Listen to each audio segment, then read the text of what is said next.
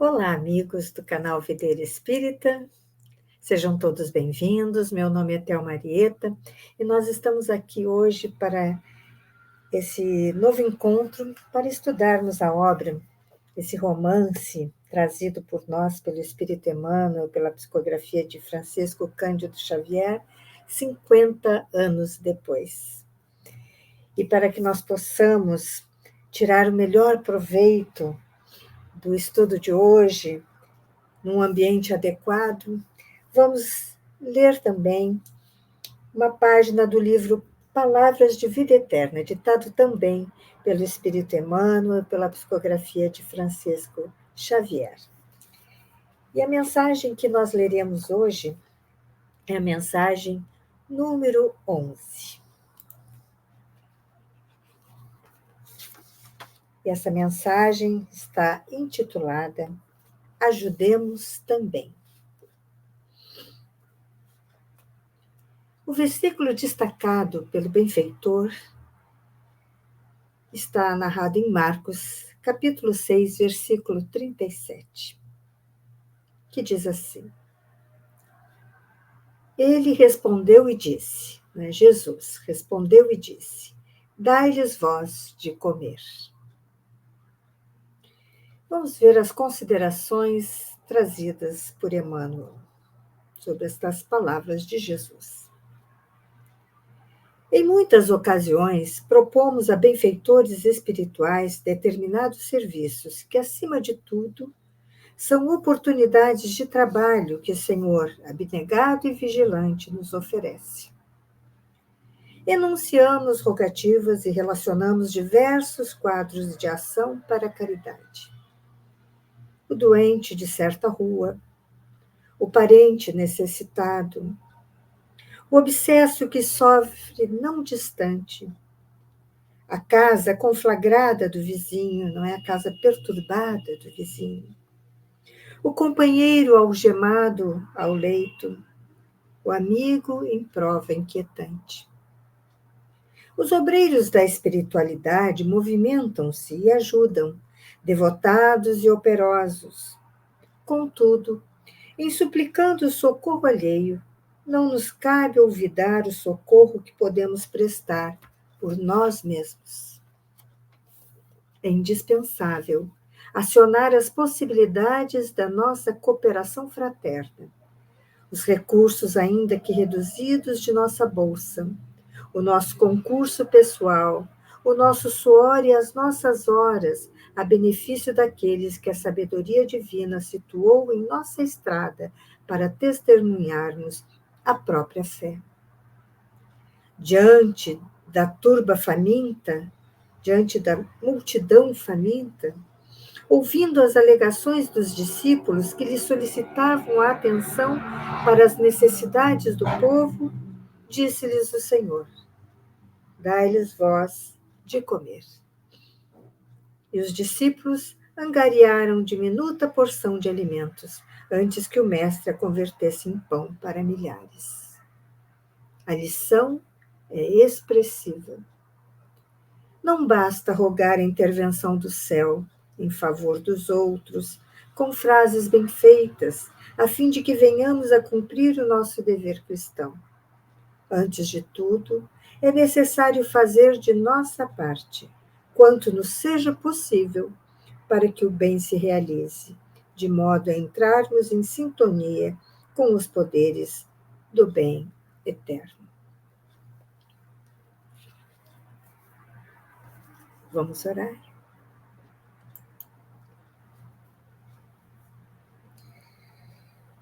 Amado Mestre Jesus, Espíritos benfeitores, o anjo guardião de cada um de nós, estamos aqui, mais uma vez, reunidos para o estudo da obra 50 anos depois.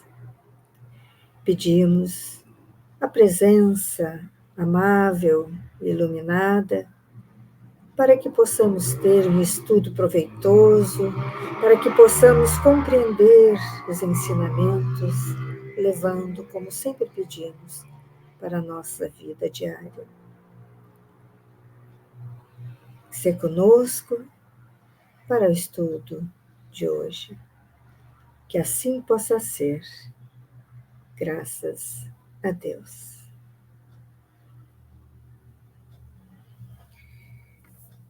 Então, amigos, vamos fazer, como de costume, um pequeno retrocesso, né, para nos situarmos na história, vermos por onde, em que parte da trama nós estávamos, né?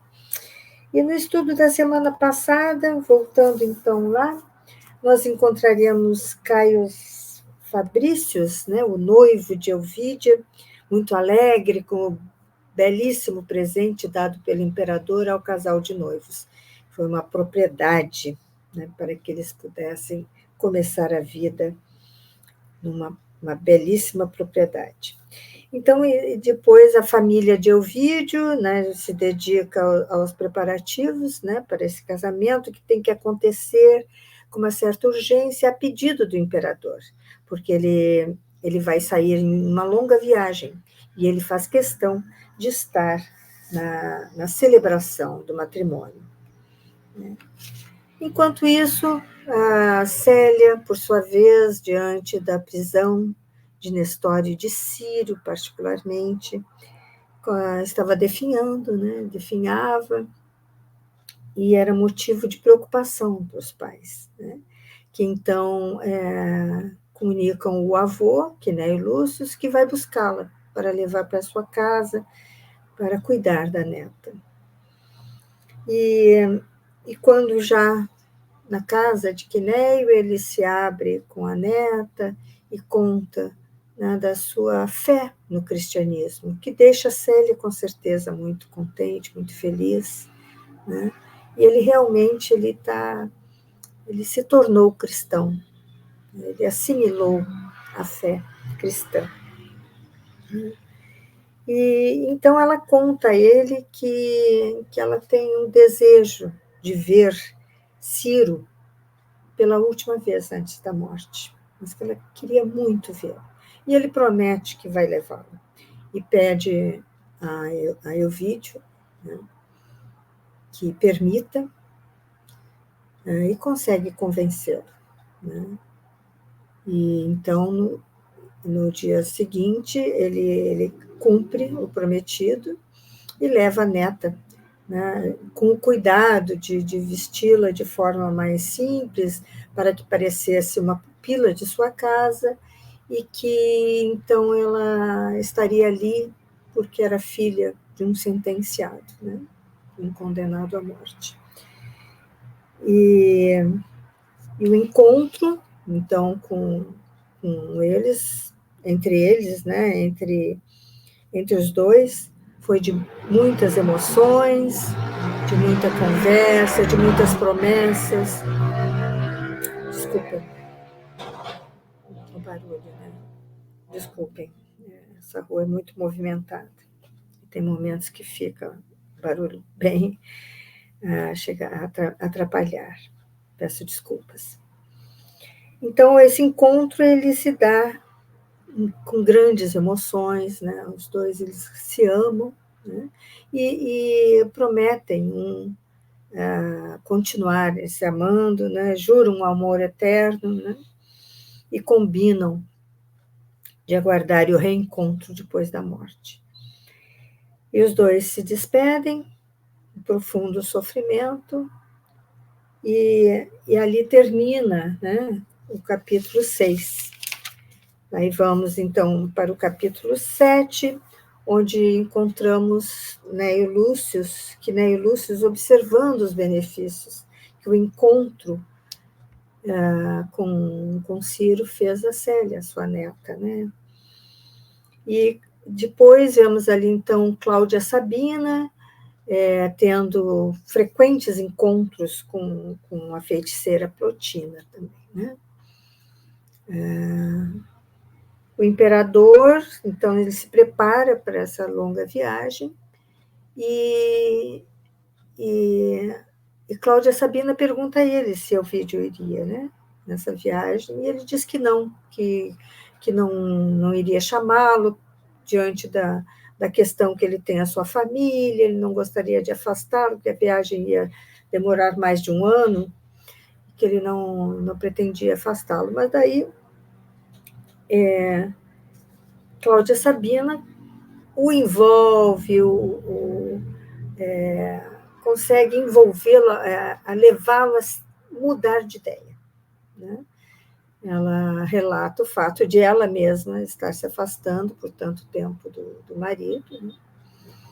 E porque ele não poderia, né, também se afastar, ainda mais diante do generoso presente dado aos noivos, né, a filha Ovídia, pelo casamento. Tal. Eu sei que ela consegue convencê-lo, né, e aí nós paramos, né, enquanto eles conversam sobre esse assunto, paramos o estudo, fizemos a pausa no antepenúltimo parágrafo da página 119.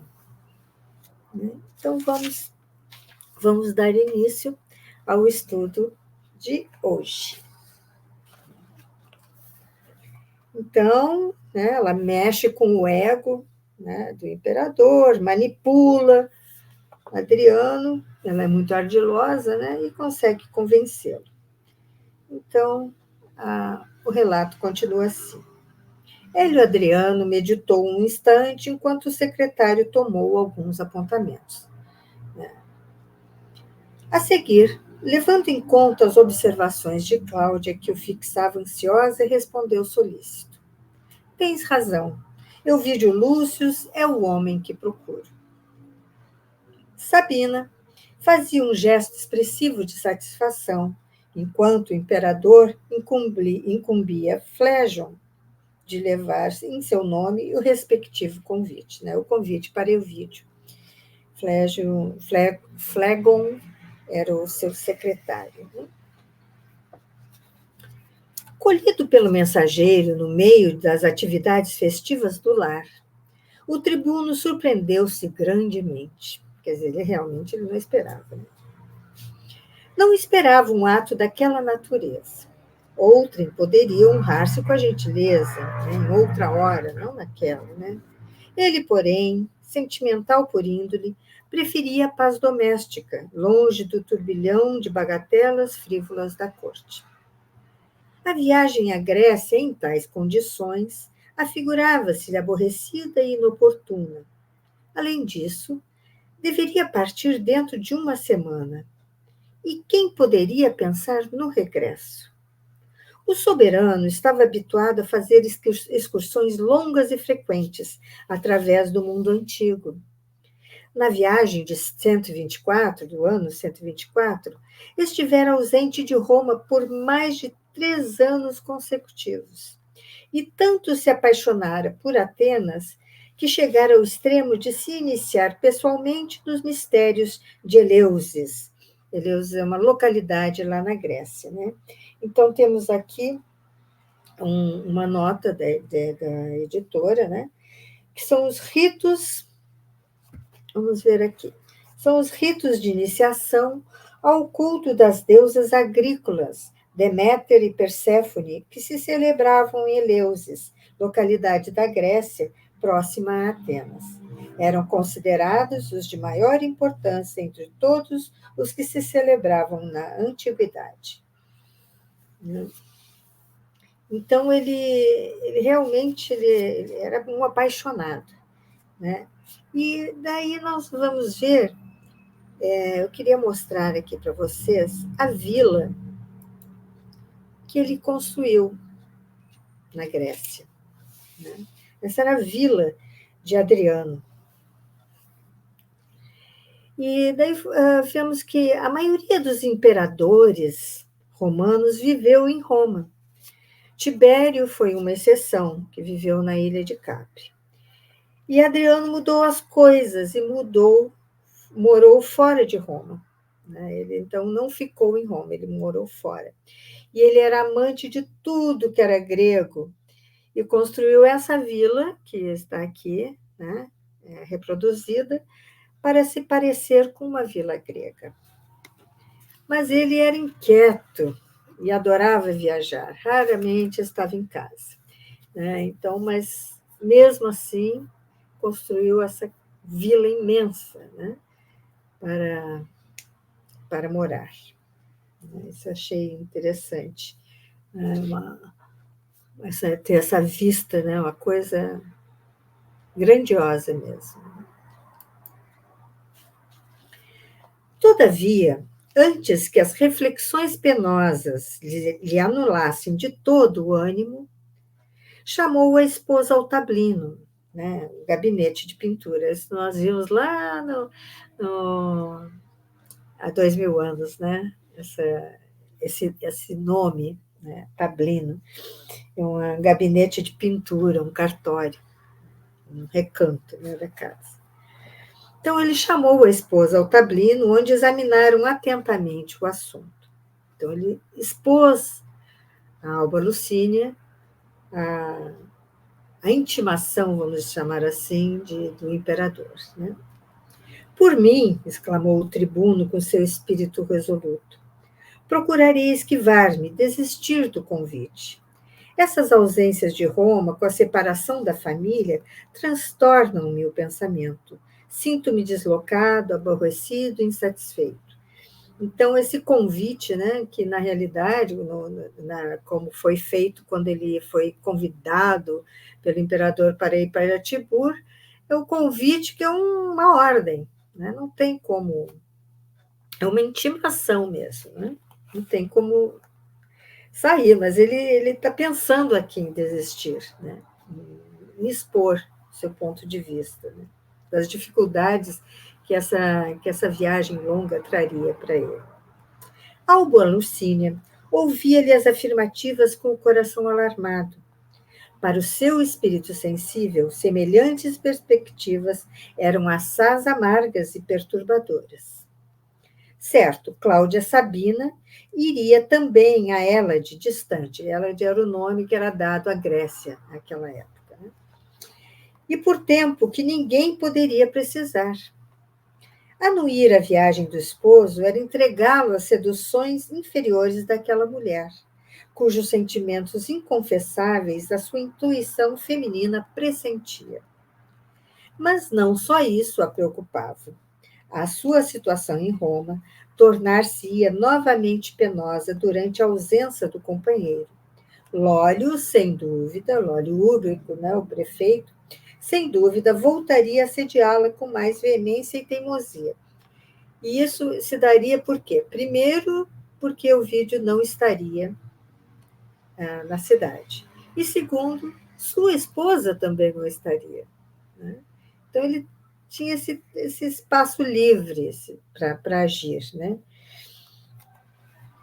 Pensou em falar a Elvídio, cientificá-lo de todos os fatos ocorridos na sua ausência, expor-lhe com sinceridade os seus escrúpulos, mas logo à mente lhe veio a figura paterna. Fábio Cornélio dependia absolutamente do prestígio e do apoio do prefeito, e do seu velho genitor dependiam sua mãe e seus irmãozinhos inexperientes. Então, ela lembrou, né, do pedido da mãe, né, para que ela relevasse, que fosse levando aquilo, né, adiante, por causa da questão financeira e da importância da ligação de seu marido, né, do pai de Alba Lucínia, Fábio Cornélio, com o prefeito Lólio Úbico. Então, ela estava ali nessa situação, então, por isso ela calou. Né? Não trouxe ao esposo essas questões, porque ele certamente tomaria uma atitude, e essa atitude, com certeza, prejudicaria seu pai. Num relance, continua a narrativa, a nobre senhora compreendeu a impossibilidade de manifestar suas queixas diretas em tais circunstâncias da vida e, recordando-se ainda da gentileza do imperador para com a filha, né, o presente que ele deu como dote, aquela propriedade em Capua, né, para a filha, assegurando-lhe generosamente o futuro, sentiu que a voz da gratidão deveria falar mais alto que as conveniências pessoais. Elvídio, murmurou ela depois de viver intensamente as suas lutas íntimas. Ninguém mais que eu poderá sentir a tua ausência. Sabes que a tua presença no lar constitui a minha proteção e a de nossa família. Mas o dever, querido, onde fica o dever nas atuais circunstâncias de nossa vida? O convite do imperador não deverá representar para nós uma prova de confiança? E a generosidade de Adriano para conosco? A dádiva de Capua não se verificou de modo a cativar-nos para sempre? Tudo isso é verdade, confirmou o tribuno calmamente. Mas eu odeio esse totalitarismo do império, que nos rouba a autonomia individual e nos anula a própria vontade. Contudo, precisamos refletir para nos adaptarmos às circunstâncias, obtemperou a esposa de maneira a confortar o espírito abatido do companheiro. Não é somente a política que me impressiona desagradavelmente, disse Ovídio, desabafando. É também a perspectiva da nossa separação por tempo indefinido. Longe do teu coração ponderado e carinhoso, sinto-me passível de esmorecimento ante o assédio das tentações de toda espécie que me dificultam as iniciativas necessárias. Além do mais, terei de partir em companhia de pessoas que me não são simpáticas e cujas relações sociais detesto sem restrições. Nós sabemos muito bem do que ele falava. Com certeza, Alba Lucínia imaginou, né, essa questão, né, de Cláudia Sabina, mas ela não sabe, né, que Cláudia Sabina realmente está dando, investindo, né, no seu esposo. Ela sabe de toda a história e se sente insegura, né, com isso, conhecendo Cláudia Sabina, sabendo a mulher que ela é.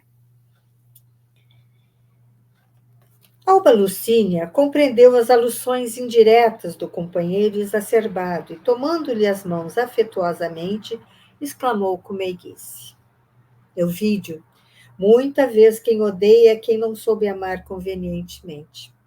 Façamos por manter a harmonia e a paz na esfera de nossas relações. E porque a concepção do dever fala mais alto nas tradições do nosso nome, acredito que partirás sem te deixares perder nos sentimentos inferiores. Ser calmo e justo, certo de que ficarei orando por ti, amando-te e esperando-te. Essa doce perspectiva não te será um consolo de todas as horas?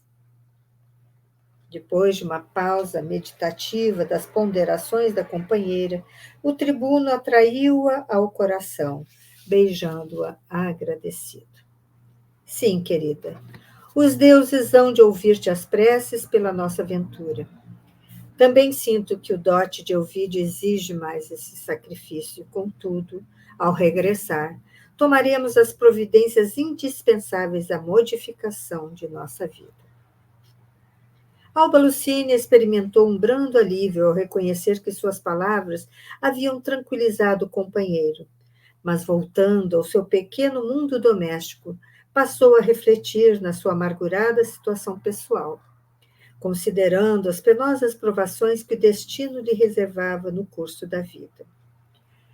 Debalde, em vão, isolava-se no santuário do lar, nos intervalos de suas atividades intensas, implorando a proteção das divindades que lhe haviam presidido ao matrimônio. Apesar do fervor com que o fazia, os deuses de marfim pareciam-lhe frios, implacáveis, e no torvelinho das alegrias domésticas, o sorriso ocultava muitas lágrimas silenciosas que não lhes borbulhavam dos olhos, mas escaldavam o coração. Entre as clarinadas do júbilo geral, surgiram as festas adrianinas e, com elas, a data auspiciosa dos esponsais da filha de Ovídio Lúcius. Então, chegou, não é, a data do casamento. As cerimônias nupciais constituíram um dos acontecimentos mais notáveis para a sociedade de então. A elas concorrendo o que Roma possuía de mais distinto nas camadas do patriciado. Fábio Cornélio, então vemos aí, né? Desejando comemorar a ventura da neta de sua predileção, fora fértil em inventar os mais belos jogos de iluminação no parque da residência de seus filhos. Então, novamente, ele está fazendo gastos, né?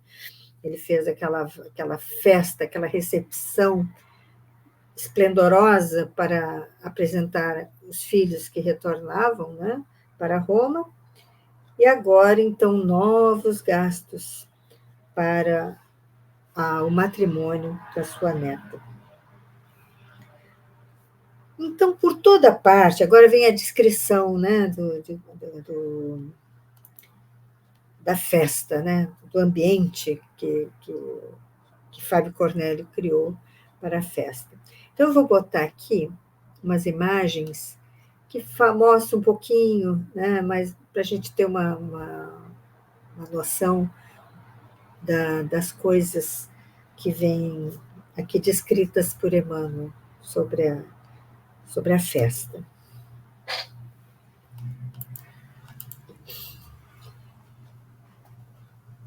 Por toda parte, aroma de flores maravilhosas em todos os recantos, cantigas e trovas apaixonadas a confundirem-se com os sons das cítaras e atabalhes, tangidos por mãos de mestres exímios. Muita música, não é? Enquanto os escravos se cruzavam apressados em satisfazer o capricho dos convivas, dançavam bailarinos famosos ao estribilho melodioso dos alaúdes. Pequenos lagos, improvisados à guisa de aquários naturais, ostentavam plantas soberbas do Oriente e peixes exóticos provocavam a admiração de quantos se deliciavam com as alegrias da noite.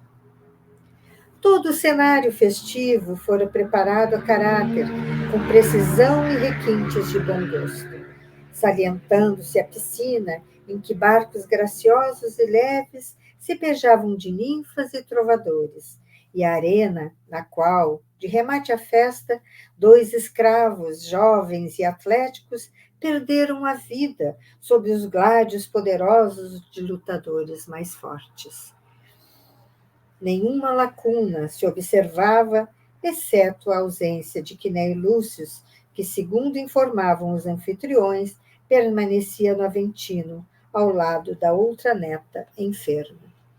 Então, a festança mesmo, né? Muita comida, muita bebida, os ambientes ricamente adornados, né? Muitas visitas, inclusive, né? Esses gladiadores, né? Foi uma festa completa.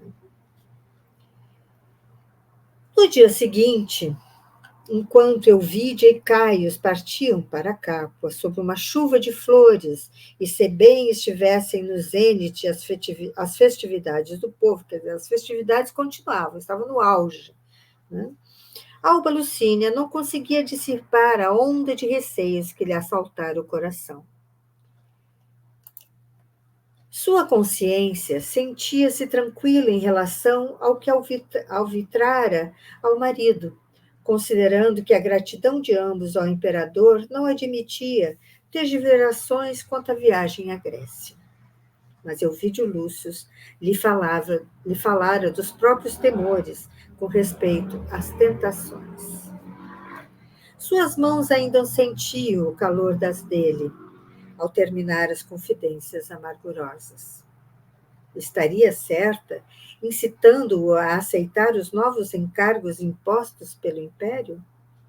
Não deveria igualmente defender o esposo de todas as situações difíceis determinadas pela política com as suas inquietações perversoras?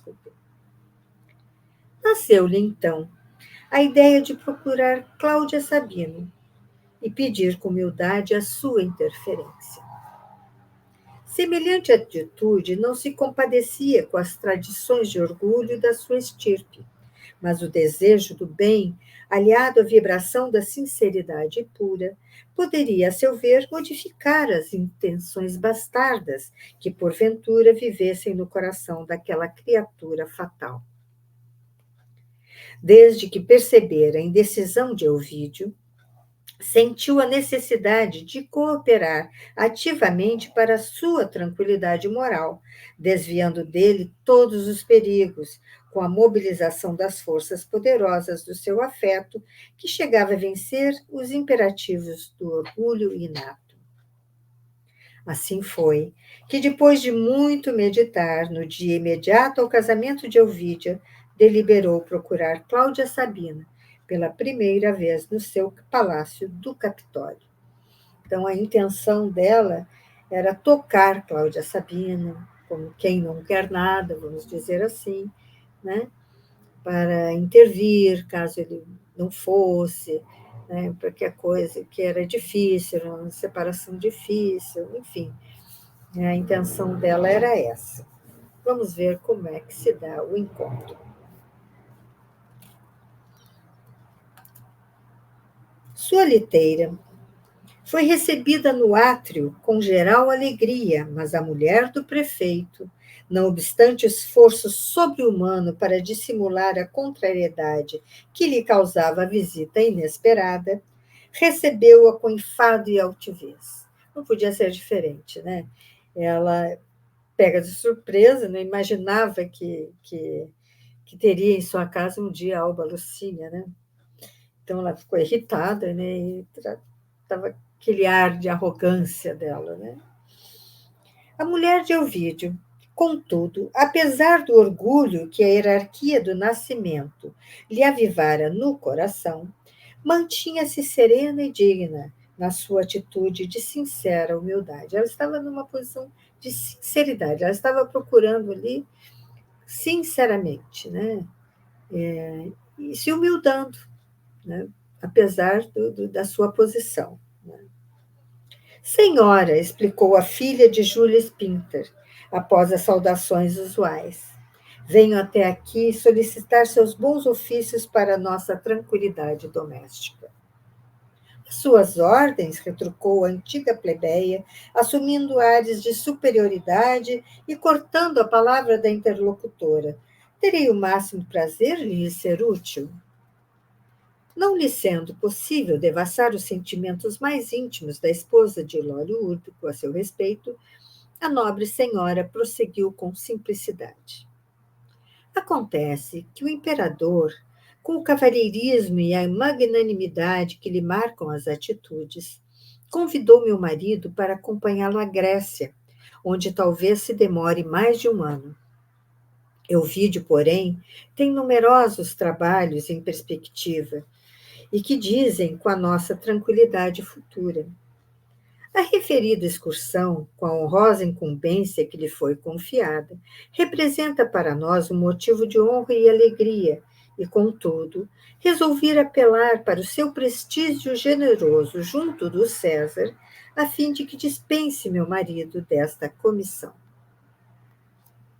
Oh, mas isso iria transtornar completamente os planos de Augusto, disse Cláudia Sabina, com visível ironia. Então, a esposa de Ovídio não se alegrará de compartilhar com ele a sagrada confiança do império? Não me consta que uma patrícia de nascimento fugisse algum dia de comungar com o marido nos esforços preciosos que elevam o homem às culminâncias do serviço oficial. Alba Lucínia escutava surpreendida, entendendo integralmente aqueles conceitos irônicos e atrevidos. Atender a um pedido dessa natureza é humanamente impossível, prosseguiu com expressões fisionômicas quase brutais. Euvídio Lúcio não poderá esquivar-se ao programa administrativo, julgando deste modo que o seu coração de mulher venha conformar-se com as circunstâncias. A filha de Fábio Cornélio ouvia-lhe as palavras mordentes, né, as palavras provocadoras, recordando as confidências de Túlia relativamente ao passado do esposo. Atentava para os gestos da antiga plebeia, elevada pelo destino às melhores posições nos círculos da nobreza, e sentia no todo de suas expressões contrafeitas e estranhas um vasto complexo de odiosos sentimentos recalcados. que somente o ciúme poderia transformá-la de tal modo, a ponto de modificar os traços mais graciosos da fisionomia. Então, nesse momento, Cláudia Sabina estava tão transtornada com o pedido de Alba Lucínia que a sua fisionomia, a sua beleza, né, se modificou. Ela se transtornou. Então, foi o estado de espírito em que ela ficou refletido no corpo físico. Olha a força disso, né? E Alba Lucínia, então, assistindo aquela transformação diante dela. Né? Não contavam elas a mesma idade, mas possuíam ambas os mesmos atrativos físicos da mulher formosa que ainda não chegou ao outono da vida e guarda as melhores prendas da primavera. Ao passo que Alba Lucínia atingira os 38 anos, Cláudia chegara aos 42, apresentando as duas as mesmas disposições de mocidade refletida. Notando que Alba Lucínia lhe reparava todos os gestos, analisando-lhe as mínimas expressões com a sua observação inteligente e guardando toda a sua superioridade em face dos seus conceitos apressados, a esposa de Úbico irritou-se profundamente. Afinal, exclamou quase ríspida para Patrícia, que a escutava em silêncio. A senhora pede-me o inexequível, né, o impraticável. Pois fique sabendo que atravessamos uma época difícil em que as mulheres são obrigadas a abandonar os companheiros ao sabor da sorte. Eu mesma, possuindo o prestígio para o qual venho apelar, não consigo ladear semelhante contingências. Casada com o prefeito dos pretorianos, já lhe ouvi dos próprios lábios a dolorosa afirmativa de que não poderá querer-me nunca. Assim falando, fixou na interlocutora os olhos chamejantes de cólera, enquanto Alba Lucínia sentiu o coração pular precípite, né, rápido. E sabe a senhora quem é a mulher que detém as preferências de meu marido? Perguntou a antiga plebeia com a expressão odienta, indefinível. A nobre Patrícia recebeu-lhe a alusão atrevida de olhos úmidos nos quais transparecia a dignidade da alma. O seu silêncio, murmurou Sabina arrogante, dispensa maiores explicações. Então, ela reverteu, né, o jogo. Ela reverteu a situação aqui, jogou para cima de Alba Lucínia o fato de seu marido estar assediando, estar tendo alguma relação com ela. Né? Então, que ela estava se sentindo ofendida com isso. Né? Alba Lucínia levantou-se de faces purpureadas, de faces vermelhas, né? Exclamando com dignidade. Enganei-me lamentavelmente. Supondo que a sinceridade de uma esposa honesta e mãe dedicada lhe comovesse o coração. Em troca de meus sentimentos leais, recolho insultos de uma ironia mordaz e injustificável. Não a condeno. A educação não é a mesma para todas as pessoas de uma comunidade social e temos de subordiná-la ao senso da relatividade. Além do mais, cada qual dá o que tem. E, sem mesmo despedir-se, caminhou desassombradamente até o átrio, onde a liteira a esperava, cercada de servos atenciosos, enquanto Cláudia Sabina, como que petrificada no seu ódio, ante a lição de superioridade e desprezo recebida, esboçou um riso nervoso que explodiria logo após, ensaraivada de impropérios contra as escravas. Na intimidade do lar, Alba Lucínia orou, suplicando aos deuses fortaleza e proteção. A viagem do marido se efetuaria sem delongas e ela não julgava oportuna qualquer revelação a Elvídio acerca das suas contrariedades íntimas. inconformada com os fatos, ficaria em Roma, crente de que mais tarde poderiam florir as suas esperanças de paz e felicidade no ambiente doméstico. Urgia conservar a harmonia e a coragem moral do companheiro, de modo que seu coração pudesse suportar todas as dificuldades e vencer galhardamente as situações mais penosas. Ocultando as lágrimas íntimas, a pobre senhora lhe preparou todos os petrechos de viagem com o máximo carinho.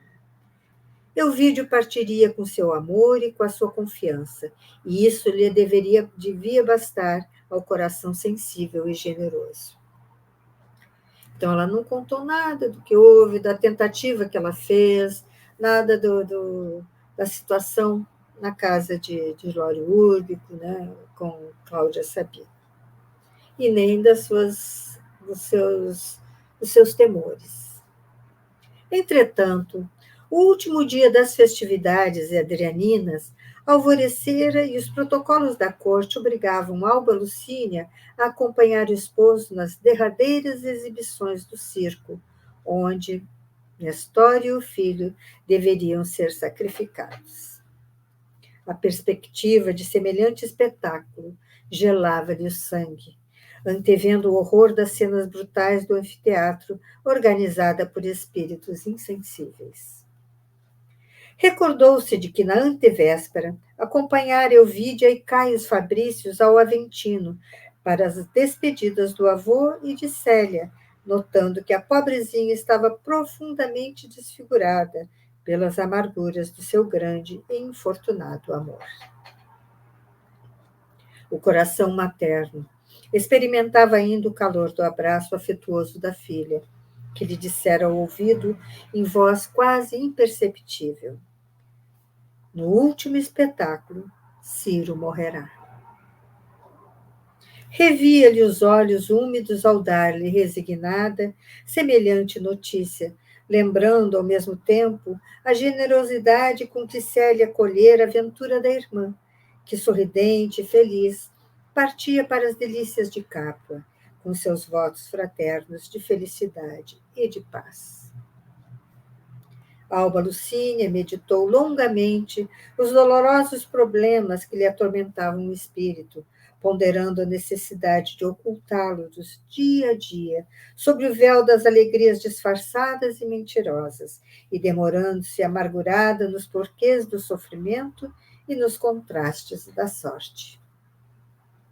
Era, porém, imprescindível que buscasse modificar as suas disposições espirituais. Com efeito, daí a poucas horas, Elvídio lhe recordava as obrigações protocolares, e não foi sem emoções penosas que ajustou a túnica de gala, entregando-se às escravas para os bizarros arranjos do penteado em voga, né, para os penteados que eram moda naquela época. À tarde, observada à risca a tradição dos cortejos, as alegrias populares desbordavam ao circo entre ditérios e gargalhadas, né? Entre zombarias e gargalhadas. A caravana do César já havia chegado sob uma chuva de aplausos ensurdecedores.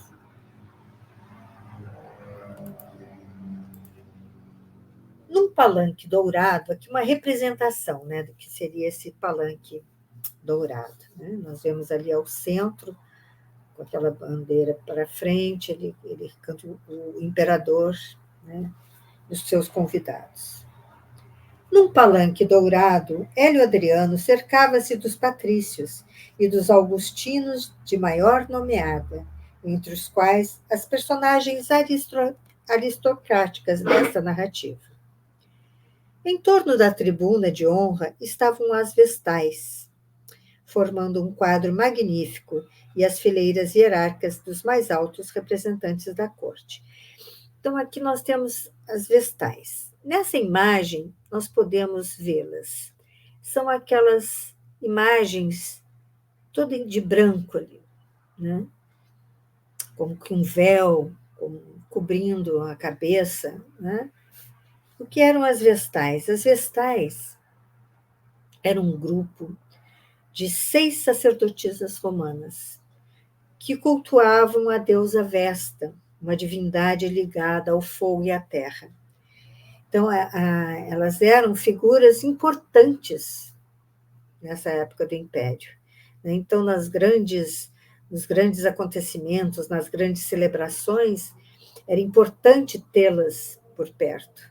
Eram virgens, as vestais eram virgens.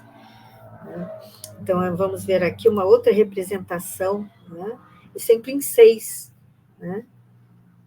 que eram elas que cultuavam a deusa Vesta. Senadores de mantos purpurinos imperiais confundia-se em linhas ordenadas. Vou voltar àquele slide que mostra todos, Confundia-se em linhas ordenadas simetricamente sobre um verdadeiro oceano de cabeças humanas. A plebe que dava expansão à sua alegria. Então, lá ao fundo, aqui é uma cena pequena, do circo. Então, lá ao fundo, a plebe, lá no alto, acima, mais alguns convidados, Então, estavam todos ali. Na tribuna imperial, sucediam-se as libações, as bebedeiras, já estavam acontecendo, quando o soberano se dirigiu a Lólio Úrbico nestes termos: decretei o suplício e a execução dos conspiradores para a tarde de hoje, em atenção aos belos serviços com que a prefeitura dos pretorianos vem ilustrando os feitos do império. Então, ele já está aqui elogiando o trabalho da prefeitura, por ter feito a prisão destes chamados conspiradores, porque eles eram levados ao suplício como conspiradores. A questão do cristianismo era uma coisa meio escondida, assim, ficava em segundo plano, eles eram tratados como conspiradores. Aliás, divino, retrucou o prefeito com um sorriso, devemos esse grande esforço a Fábio Cornélio, cuja dedicação extrema aos serviços do Estado se vem tornando cada vez mais notória nos círculos administrativos. O velho censor agradeceu com um aceno a referência direta ao seu nome, enquanto Adriano obtemperou: tive o cuidado de excluir da sentença todos os elementos reconhecidamente romanos. Então, entre aqueles prisioneiros existiam os romanos, que figuravam entre os agitadores entregues à justiça. Mandei libertar a maioria no período das primeiras providências processuais, exilando definitivamente para as províncias os 13 elementos mais exaltados. Então, esses 13 foram banidos, não podiam mais voltar à capital do Império, Restando apenas 22 estrangeiros, ou seja, judeus, efésios e colossenses. Então, esses 22 estrangeiros, aqueles que não haviam abjurado, que não haviam negado a sua fé em Jesus Cristo. E para os romanos, ele deu a liberdade, mas que, vamos dizer assim, deportados, eles foram deportados. Divino, vossas deliberações são sempre justas, exclamou o censor Fábio Cornélio, ansioso por desviar o assunto, de modo a não recordar o caso de Nestório, para não ter que trazer à tona a questão de Nestório, trabalhar para Euvídio, que, garantido por seu genro, trabalhara nos próprios serviços de pergaminhos da prefeitura. Então, ele queria terminar logo aquele assunto para que não existisse a oportunidade dessa questão vir à tona. Seria, hoje diríamos, uma saia justa. Aproveitando a pausa natural, o orgulhoso Patrício acentuou: a grandeza do espetáculo de hoje é verdadeiramente digna de César, do César. Ainda não havia terminado a frase quando todos os presentes alongaram o olhar para o centro da arena. onde, após os coleios exóticos dos dançarinos, iam iniciar-se as caçadas fabulosas. Atletas jovens começaram a lutar com tigres ferozes, apresentando-se igualmente elefantes e antílopes, cães selvagens e auroques de chifres pontiagudos. Naquela época, eles gostavam muito desses embates, dessas caçadas com esses animais exóticos, né, como eles diziam. De quando em quando, e existia inclusive um momento em que os animais eram colocados uns contra os outros numa situações bem exóticas, como um crocodilo lutando com um tigre, sabe? Tinha umas situações assim também, não só, né, contra os caçadores, né, mas com animais contra animais, né? De quando em quando, um caçador caía ensanguentado sobre aplausos delirantes, seguindo-se todos os números da tarde ao som de hinos que exacerbavam o instinto sanguinário da multidão. Por vezes, os gritos de cristão às feras e morte aos conspiradores explodiam sinistramente da turba enfurecida. Ao fim da tarde, quando os últimos raios do sol caíam sobre as colinas do Célio e do Aventino, entre as quais se ostentava o circo famoso, os 22 condenados foram conduzidos ao centro da arena. Negros postes ali se erguiam, aos quais os prisioneiros foram atados com grossas cordas presas por elos de bronze. Nestório e Ciro confundiam-se naquele pequeno grupo de seres desfigurados pelos mais duros castigos corporais. Então, nós vemos aqui que não só a, a prisão, né, o fato de estarem lá jogados na prisão, mas também sofriam castigos corporais, né? Ambos estavam esqueléticos e quase irreconhecíveis. Apenas Elvídio e sua mulher, extremamente compungidos em face do suplício infamante, notaram a presença dos seus antigos libertos entre os mártires, fazendo o possível por esconder o mal-estar que a cena cruel lhes causava. Os condenados, com exceção de 7 mulheres que se trajavam de indúcium era uma túnica de seda, né? Estavam quase nus, munidos somente de uma tanga que lhes cobria a cintura até os rins. Cada qual era colocado a um poste diferente, enquanto 30 atletas negros da Numídia e da Mauritânia compareciam na arena ao som das harpas que se casavam estranhamente com os gritos da plebe. Então, aqui só para esclarecer, né, Numídia é o antigo nome da região ao norte da África, onde hoje estão a Argélia e a Tunísia Ocidental. E é a Mauritânia, um país africano situado no deserto do Saara. Havia muito que Roma não presenciava aquelas cenas, dado o caráter morigerado, o caráter irrepreensível e tolerante de Adriano, que sempre fizera o possível por evitar os atritos religiosos, vendo-se então um espetáculo espantoso. Enquanto os gigantes africanos prepararam os arcos, ajustando-lhes flechas envenenadas, os mártires do cristianismo começaram a entoar num cântico dulçoroso.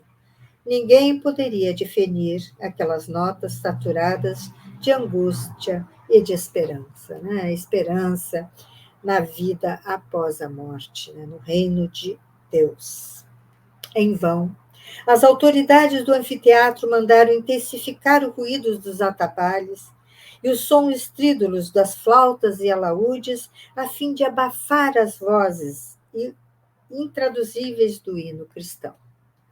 A harmonia daqueles versos resignados e tristes elevava-se para sempre, destacando-se de todos os ruídos na sua majestosa melancolia. E nós vamos fazer uma pausa aqui, deixando este momento de intensa emoção para o nosso próximo estudo, para que nós possamos vê-lo por inteiro, sem interrupção. E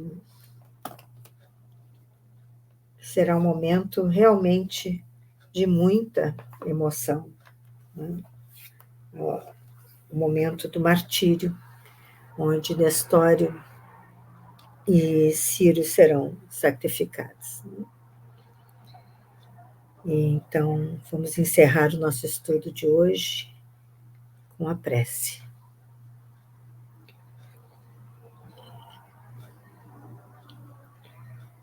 Mestre amado, encerramos hoje aqui o nosso estudo, rendendo graças à oportunidade desse aprendizado, que possamos refletir em todos os fatos narrados e trazermos para o nosso íntimo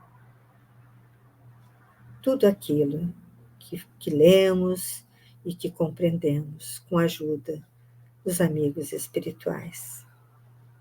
Se conosco, Senhor, abençoe os nossos lares e proteja-nos para que possamos estar aqui na próxima semana, dando continuidade ao estudo.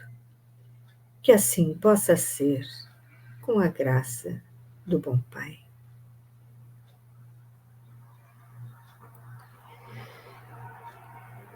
Então, na próxima semana, né, daremos continuidade.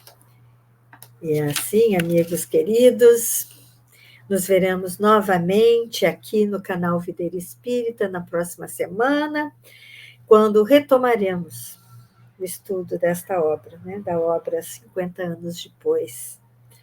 Até lá, muita paz.